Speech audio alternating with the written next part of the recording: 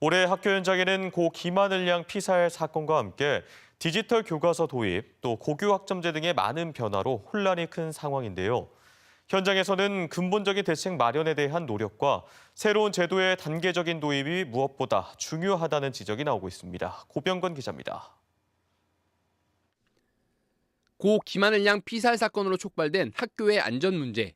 교육당국은 새 학기부터 밀봉 교실을 마친 학생들을 보호자에게 직접 데려가게 하는 것을 대책으로 내놓았습니다. 학교라는 공간에서만큼은 절대적 안전을 확보할 필요가 있다라는 생각에서 늘봄 교실에서 현관까지 반드시 우리 학교에서 우리 교육청에서 책임을 지겠다.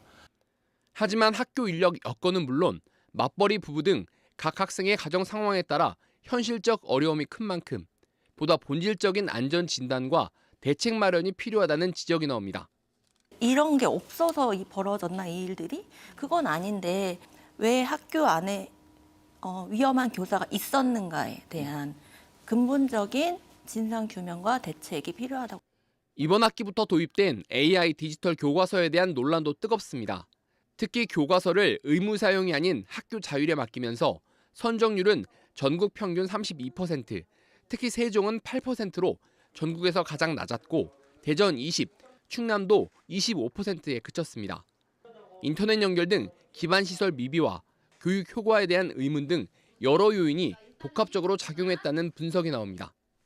개발 기간이 너무 짧았다는 것, 정책에 대한 이해도가 낮을 수밖에 없고 준비가 안 되었습니다.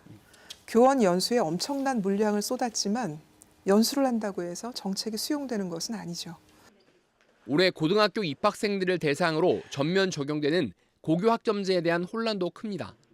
특히 학생들의 진로와 적성에 맞춰 직접 과목을 선택하게 한다는 도입 취지와 달리 2028학년도 대입은 수능 공통 과목의 통합형으로 바뀌면서 두 제도의 엇박자에 대한 비판이 거셉니다.